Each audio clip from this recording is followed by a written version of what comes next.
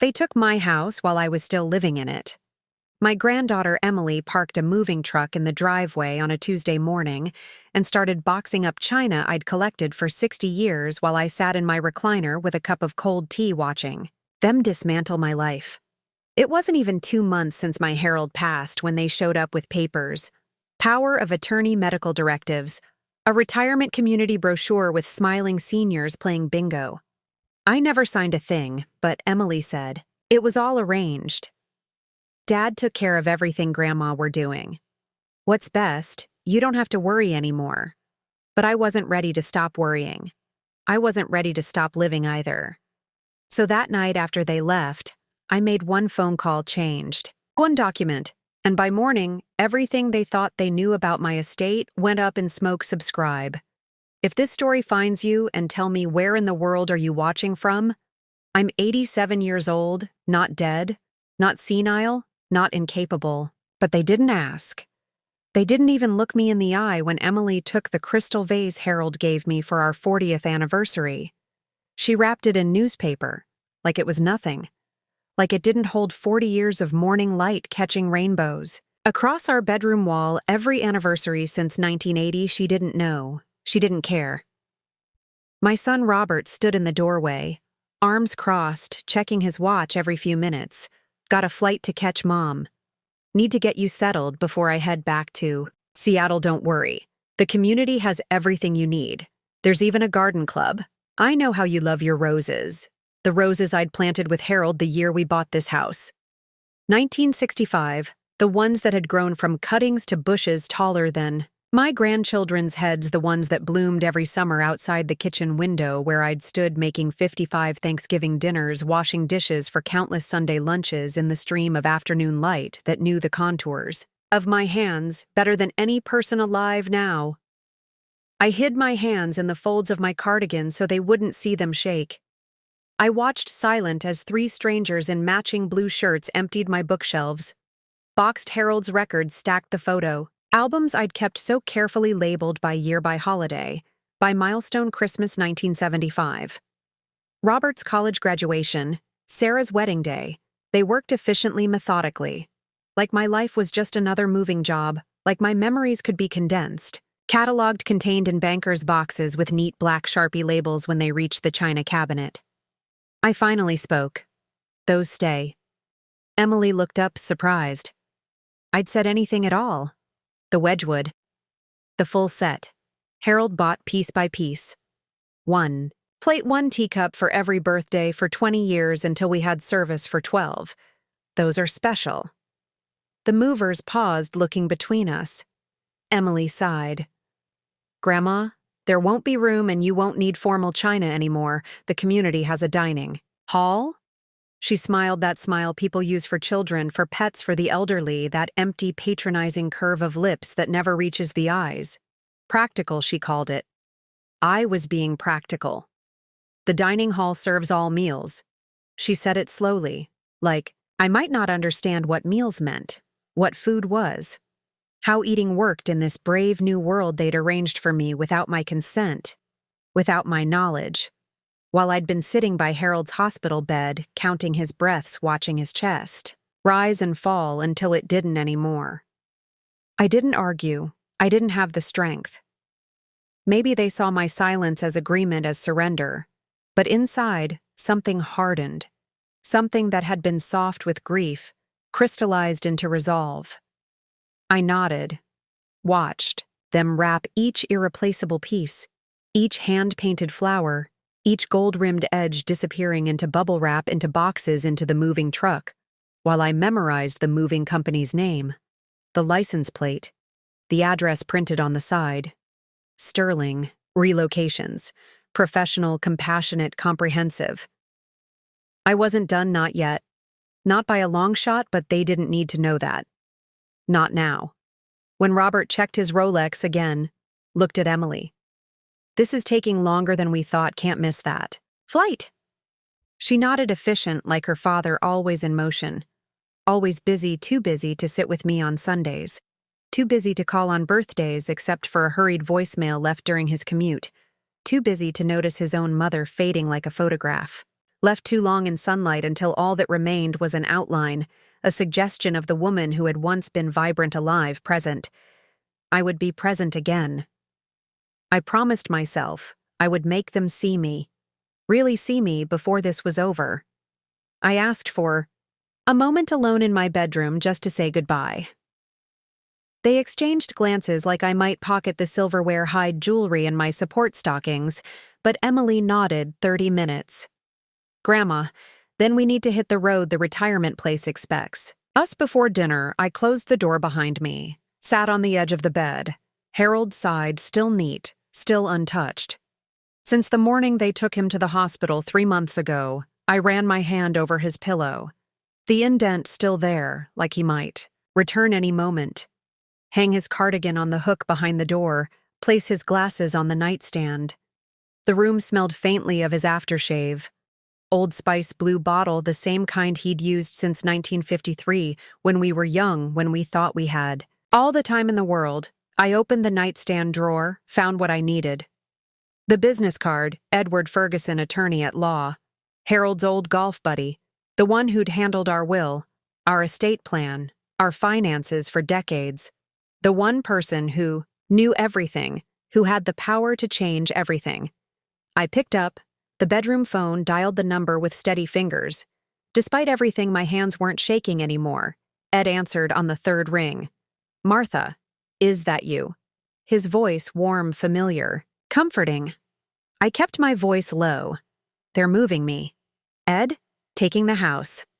Everything we discussed, that contingency plan we made after Harold's diagnosis. I think it's time. He didn't hesitate.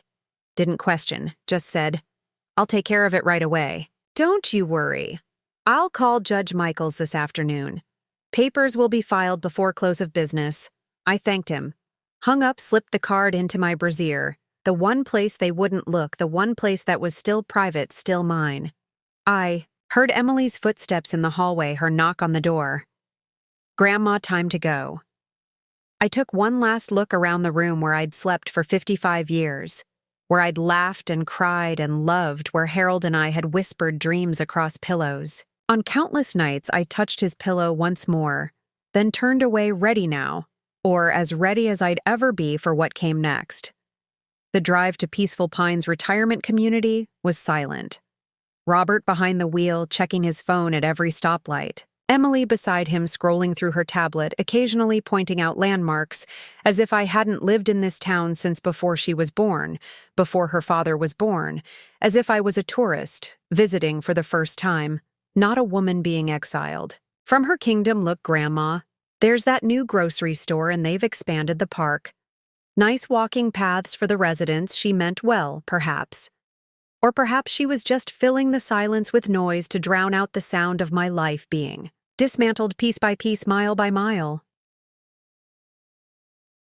Peaceful Pines wasn't terrible. I'll give them that clean, new, modern, lots of windows and plants and smiling staff members who called me Mrs. Reynolds with practiced cheer. The room they'd arranged was spacious enough, a bedroom, a small sitting area, a bathroom with grab bars, and an emergency cord. My belongings arrived piecemeal, boxes stacked in corners, furniture arranged by strangers, who didn't know that my reading chair always faced east so I could catch the morning light, that my knitting basket belonged by the left side of the sofa. Not the right. The director gave me a tour, showed me the dining hall, the activity room, the garden, which wasn't really a garden, just some raised beds with marigolds and petunias. Nothing like my roses, my hydrangeas, my lilacs that had grown taller than the garage. Everything here was new. Nothing had history. Nothing had roots. Nothing had time to grow into itself. I felt that way too. New, unwanted, temporary. Robert left that evening after a hurried dinner in the dining hall. His flight wouldn't wait. I hadn't expected him to stay. Hadn't expected anything really after living nearly 9 decades. Expectations fell away like autumn leaves, leaving only the bare branches of reality. Emily stayed overnight in a hotel, promised to help me get settled. Then she too would leave, go back to her life. Her job, her apartment, 3 states. Away I would be alone here among strangers with name tags and medication carts and bingo on Tuesdays at 2 p.m., but I wasn't worried not anymore. I had made my call, set my plan in motion. Now I just had to wait. 3 days after I moved into Peaceful Pines, Ed Ferguson called my new telephone number, his voice bright with satisfaction. "Martha, it's done. The papers were filed yesterday. Judge Michaels signed off this morning. Everything is exactly as you and Harold planned. It's all set in stone now. When do you want me to inform the family?" I smiled for the first time since Harold died. A real smile that reached my eyes, that warmed something inside me that had been cold for too long. "Let's give it a week," I said. "Let them think they've won. Let them go back to their busy, important lives. Then we'll drop the bomb." He chuckled. "Martha Reynolds, you always were a force of nature. I'll call you next Friday and we'll set up the meeting." His words stayed. "With me, force of nature." That's what Harold used to call me too, when I replanted the entire garden in one weekend, when I repainted the living room while he was on a business trip, when I organized the block party that became an annual tradition. "For 30 years, force of nature," he'd say, shaking his head in wonder and admiration. In love, always in love. I held on to that thought as I navigated the strange new rhythms of Peaceful Pines, the scheduled meals, the organized activities, the well-meaning, but patronizing staff who spoke too loudly, checked too often, made sure I took my pills on time, as if I hadn't been managing my own medication for decades. I met other residents, some sharp as tacks, some lost in the fog of dementia, some bitter, some resigned, some making the best of it. I smiled, nodded, participated enough to avoid concern, but not enough to put down roots. I wasn't staying. This wasn't my home, would never be my home. I was just biding my time, counting days the way I once counted Harold's breaths. 1 week. That's all I needed to wait. 1 week until everything changed. 1 week until they learned what happens when you underestimate an old woman, when you mistake silence for acquiescence, when you confuse age with incapacity. The week passed slowly. I went through the motions, ate bland food, played begrudging bingo, made polite conversation with my table mates at dinner. Mrs. Chen, who collected miniature shoes. Mrs. Abernathy, who had been a concert pianist in her youth. Mr. Collins, who spoke endlessly about his grandchildren's accomplishments. They were nice enough, all of them. But they weren't my people. They weren't my choice. This place wasn't my choice. And choice I was discovering at 87 was perhaps the thing that mattered most of all. Friday morning, I dressed with care, my good navy dress pearl earrings Harold had given me for our 30th anniversary, sensible but polished shoes. A touch of lipstick. I styled my hair the way I always had for important occasions, swept back, neat, dignified. I looked in the mirror and saw not an old woman being managed, but Martha Reynolds, force of nature, widow of Harold Reynolds' mother, grandmother, homeowner, decision-maker. The staff noticed, commented on how nice I looked. Hot date, Mrs. Reynolds. The young aide winked as she delivered my morning medication. I just smiled. Today is an important day. I said, today everything changes. She didn't understand, didn't need to, just patted my hand, and moved on to the next room. The next dose. The next task. I waited in the lobby at precisely 10 a.m. when Ed Ferguson's Cadillac pulled into the visitor parking spot right on time. Just like Harold, he'd always been punctual too, a quality I'd always appreciated in both men, especially today. Especially now. It helped me into his car, drove me to his office downtown where Robert and Emily were waiting, summoned by official letters, requesting their presence for an urgent matter concerning the Reynolds estate. They didn't know I would be. They didn't expect to see me outside of Peaceful Pines. Certainly didn't expect to see me walking into the conference room under my own power, head high, shoulders back every inch. The matriarch I had been for decades. The matriarch I still was. The shock on their faces almost made the past 10 days worth it. Almost. Emily recovered first. Grandma. What are you? What's going on? Is everything okay? At Peaceful Pines, Robert just stared, his mouth slightly open, his Rolex gleaming on his wrist, catching the light from the window. Ed gestured to the chair at the head of the table. "Please, Mrs. Reynolds, have a seat then to my son and granddaughter. Thank you both for coming on such short notice. We have some important matters to discuss concerning the Reynolds estate." I watched them exchange confused glances as Ed withdrew papers from his leather portfolio, placed them on the table with deliberate care. "Mrs. Reynolds and her late husband made some changes to their estate plan shortly after Mr. Reynolds's diagnosis, changes that have now gone into effect as of this week." Robert leaned forward. "What changes? What are you talking about?" "I have the power of attorney." "I've seen the will. There's nothing." Ed raised his hand.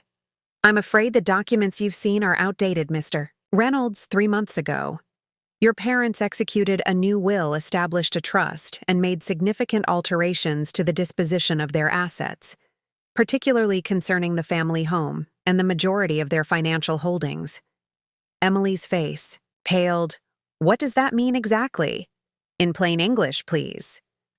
Ed looked at me, gave me a small nod. This was my moment, my stage, my choice. I cleared my throat, looked directly at my son, the son I'd raised, loved, sacrificed for the son who hadn't had time to visit until he needed to clean up what he saw as my mess. "It means you don't have the authority. You thought you had, Robert. It means the house isn't being sold. It means Peaceful Pines is temporary, just until the renovations are complete." His face flushed. "What renovations? What are you talking about, Mom?" "The house is already on the market. We've had 3 offers." I smiled. His confusion was almost comforting, confirming he truly didn't know what Harold and I had planned, that our secret had remained ours until this moment. Ed slid documents across the table. "The Reynolds family home has been placed in an irrevocable trust. It cannot be sold without Mrs. Reynolds's explicit consent, which she has not given. Furthermore, the trust stipulates that the property undergoes specific renovations to accommodate Mrs. Reynolds's continued residence there, with appropriate in-home care rather than institutional placement." Robert's hand came down hard on the table. "She can't live alone. She needs supervision. She needs care." His voice rising with each syllable. "She's 87 years old, for God's sake." Ed remained calm, as Harold and I knew he would. "Provisions have been made for 24-hour care at the residence. The trust finances construction of an accessible suite on the first floor, with a live-in caregiver's quarters. All arrangements have been made. Construction begins Monday." Emily found her voice. "But what about the power of attorney? Dad has medical, financial, everything." She looked bewildered, like a child discovering Santa isn't real. Like the ground beneath her feet had suddenly shifted. I felt a pang of sympathy for her. Brief, fleeting, she wasn't the architect of this plan, just a participant following her father's lead as she always had. I softened my voice slightly. "The power of attorney has conditions, Emily. It's not absolute. Harold made sure of that. It specifies that institutional placement requires my documented cognitive impairment as assessed by 2 independent physicians, which never happened." I leaned forward because there was nothing to find. "I'm old, not incompetent. There's a difference." Ed nodded. "The assessment requirement wasn't met, therefore the power of attorney doesn't extend to removing Mrs. Reynolds from her home against her wishes." The silence that followed was thick, heavy. I could almost hear their thoughts racing, recalculating, adjusting to this new reality where grandmother wasn't a problem to be managed, but a person with agency, with rights, with plans of her own. Robert recovered first, his lawyer face sliding into place, the one he used for difficult clients for courtroom dramas. "Mom, this is unnecessary. We're just trying to help you be safe, be cared for. The house is too much for you. Now the stairs, the maintenance, the yard work." I almost laughed. Was that what he thought, that I was clinging to housework, to mowing lawns, to dusting banisters?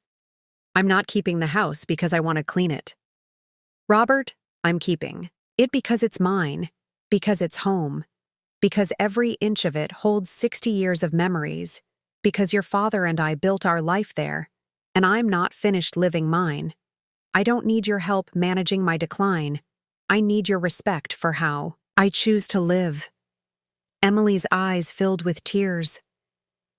"Grandma, we were worried. We just wanted to make sure you were taken care of after Grandpa." I softened further, reached across the table, took her hand. "I know you meant well, sweetheart, but taking care isn't the same as taking over. There are ways to help me that don't involve erasing me." Ed cleared his throat. "There's more," he said. "And this part I think might be the most significant, Mr. and Mrs. Reynolds established what we call a personal autonomy trust. Rather innovative. Actually, the trust contains the bulk of their assets, approximately $2.3 million. Robert's eyes widened. He hadn't known the full extent of what Harold and I had saved, invested, grown over decades of careful planning. I saw the mental calculations behind his eyes, the inheritance implications, the tax considerations. Ed continued. The trust is specifically designed to fund Mrs. Reynolds' continued independence in her own home with professional care for as long as she lives upon her passing. The remaining assets will be distributed according to the final distribution plan, which is in this sealed envelope. He patted a white envelope on the table with my handwriting visible on the front to be opened upon my death and not before. That was the masterstroke. Harold's idea, actually.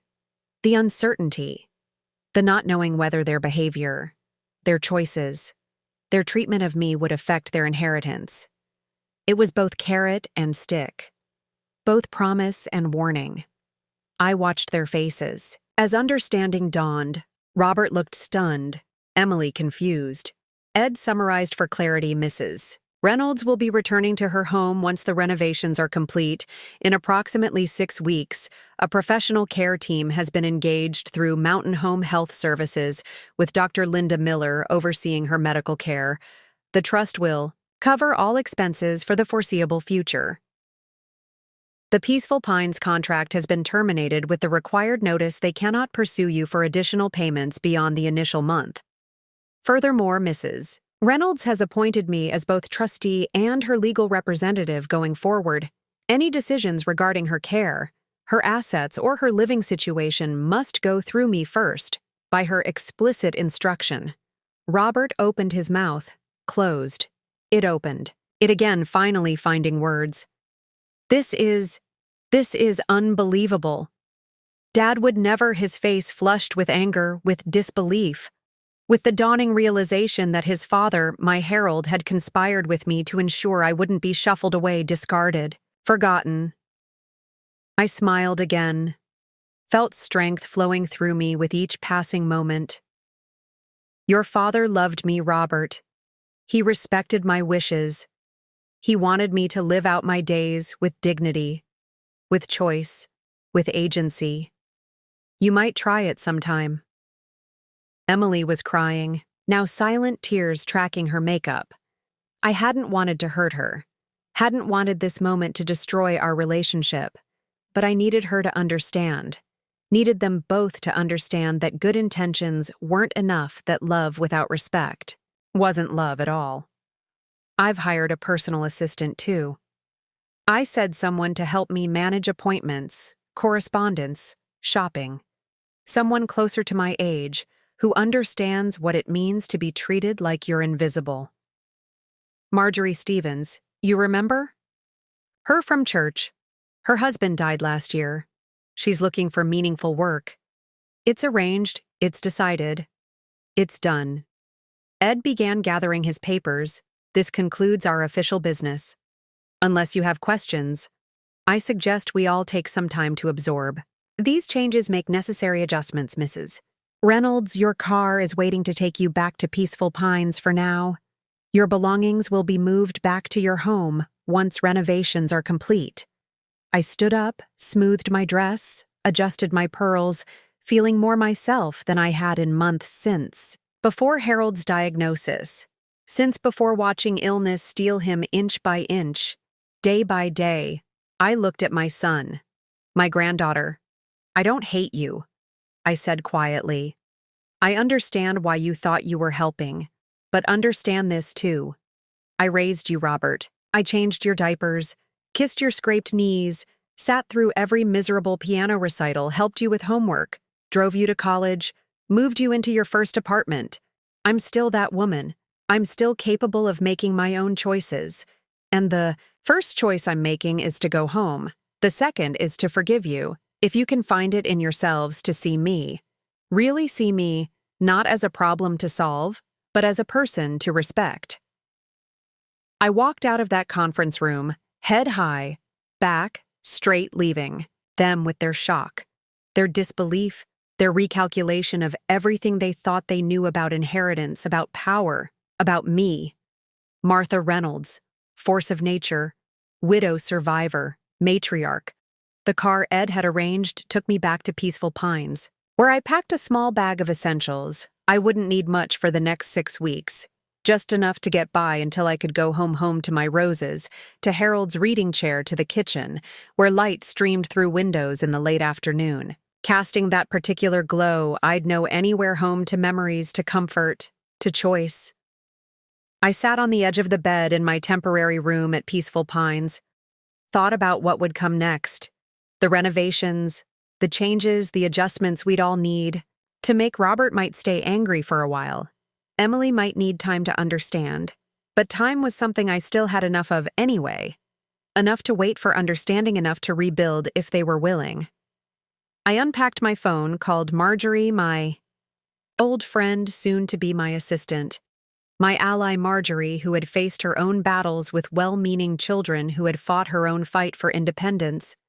Marjorie, who answered on the second ring, her voice warm, familiar. Martha, is it done?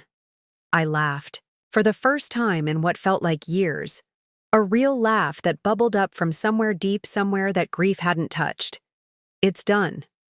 They know everything. She chuckled. Wonderful.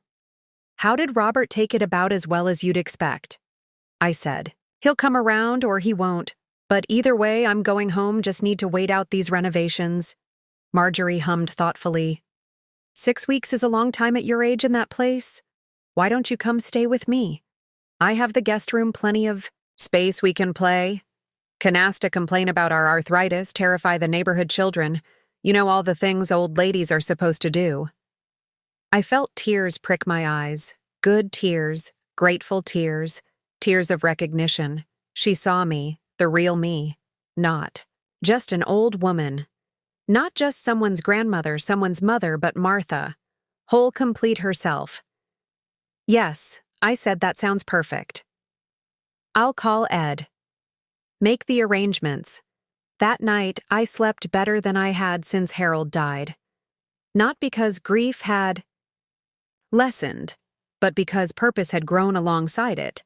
I didn't know what would happen with Robert, with Emily, whether they would accept this new reality, this reassertion of my independence, or whether the damage was too great, the gulf too wide to bridge. But I knew this with absolute certainty. I would live the remainder of my days on my terms in my home, surrounded by my memories, my choices, my life. The life Harold and I had built together. The life that wasn't finished yet. Not by a long shot. Not while I still had breath. Not while I still had. Not while I still had stories to tell, lessons, to impart love, to give on my terms. My way, my choice.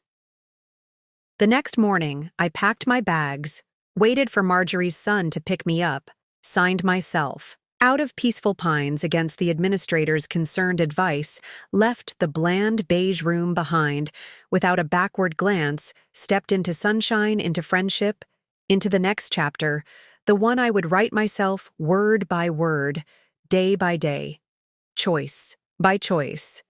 The ultimate inheritance, not money, not property, but the right to determine my own path. Even at 87, especially at 87. The right to be seen on that, I wouldn't compromise ever again.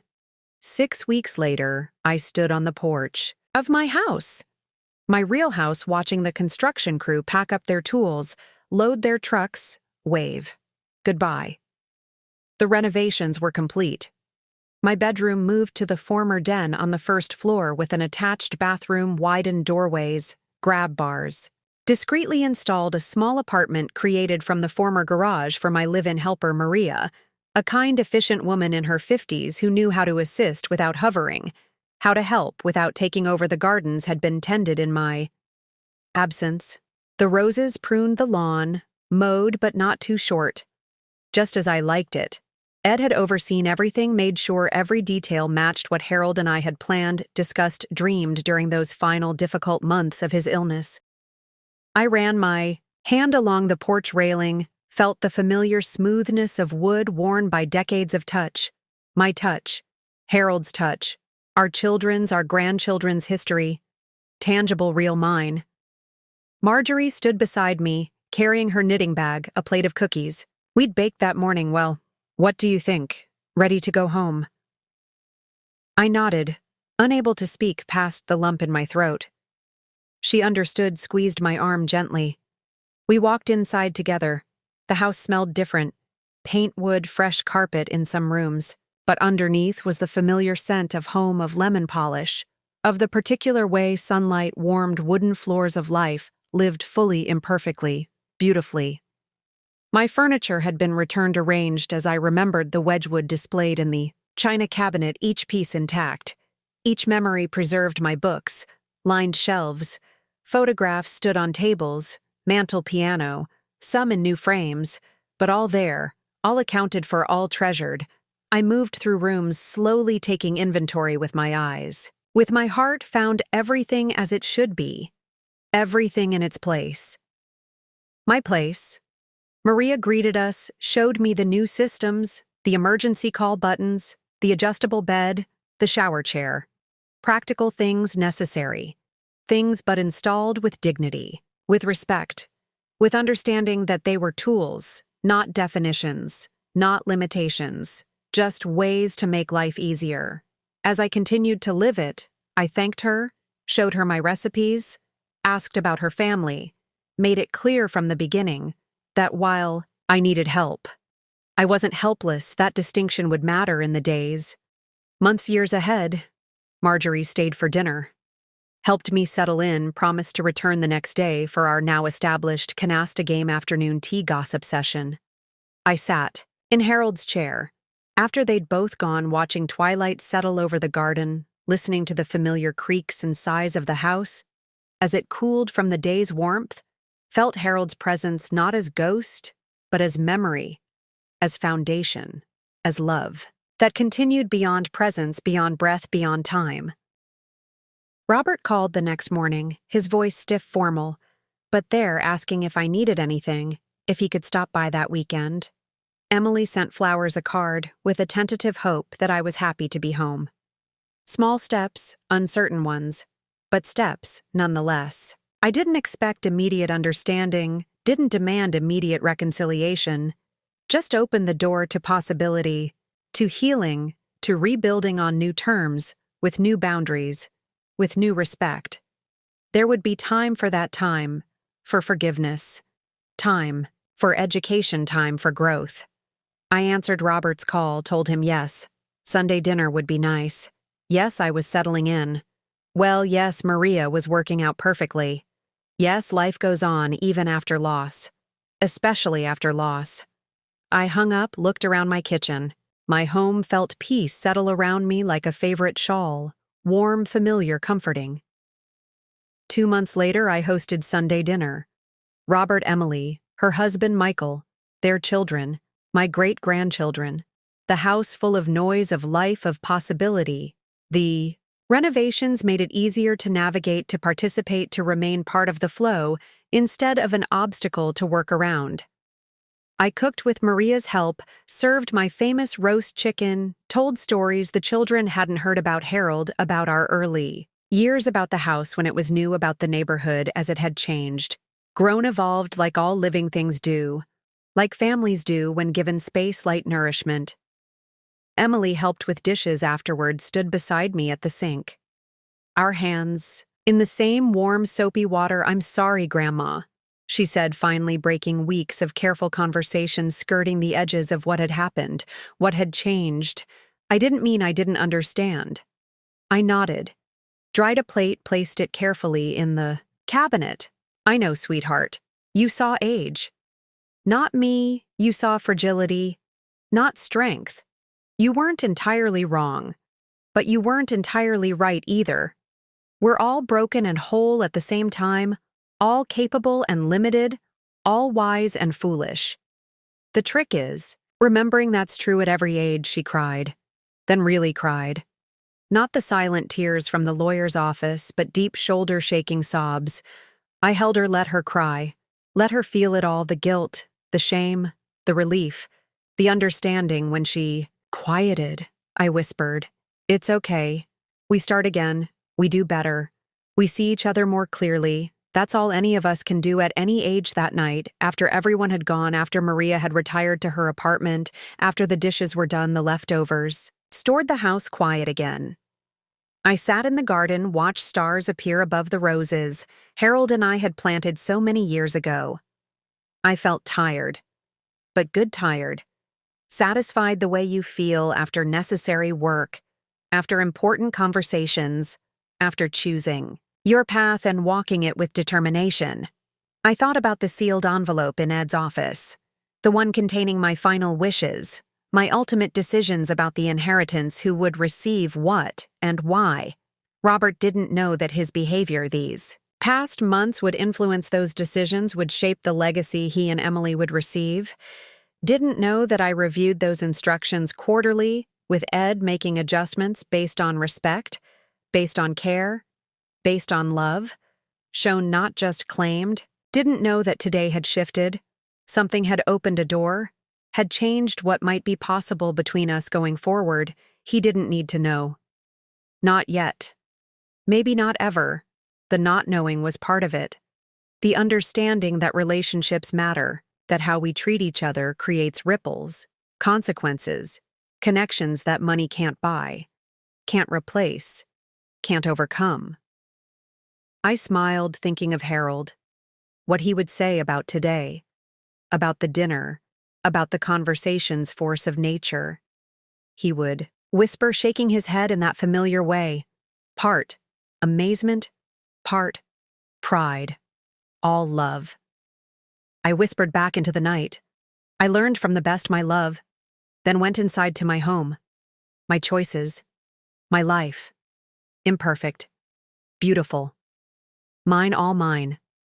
I still have difficult days, of course, days when grief sits heavy on my chest, when my body betrays me with pain, with limitation, with the indignities of age, days when loneliness echoes through rooms, despite Maria's presence, despite regular visits from Marjorie, from family, from church friends. I still miss Harold with an ache that never fully recedes, just changes shape, becomes part of the landscape of my days. But I also have moments of surprising joy, of deep contentment, of absolute certainty that I made the right choice, fought the right fight, reclaimed what mattered most, my agency, my home, my dignity, my voice. I tend my roses on good days, sit and watch them on bad ones. Either way, they bloom, continue, grow. Remind me that beauty persists, that life persists, that I persist, not as a problem to be solved, but as a person still becoming, still choosing, still learning, even at 87, especially at 87. Robert stops by more often now, sometimes just for coffee, sometimes to help with small repairs around the house. Things Harold would have done, things I notice need doing. Emily calls 3 times a week without fail. Not out of obligation, but connection. Brings her children. Lets them bake cookies with me in my kitchen. The one where light streams through windows in late afternoon, casting that particular glow. I know so well. The children don't see me as old, as other, as separate. They see me as grandma, as storyteller, as cookie maker, as person relationships, healing slowly, carefully, like bones that were broken, now mending stronger at the break point than they were before. I don't know how much time I have left. No one does really. Not at 40, not at 60. Certainly not at 87. But I know this. I will live it fully, completely, authentically. In my home, on my terms, surrounded by my memories, my choices, my life. The ultimate inheritance I gave myself when I refused to disappear, when I insisted on being seen. Force of nature. Indeed. Thanks for listening. Don't forget to subscribe and feel free to share your story in the comments. Your voice matters.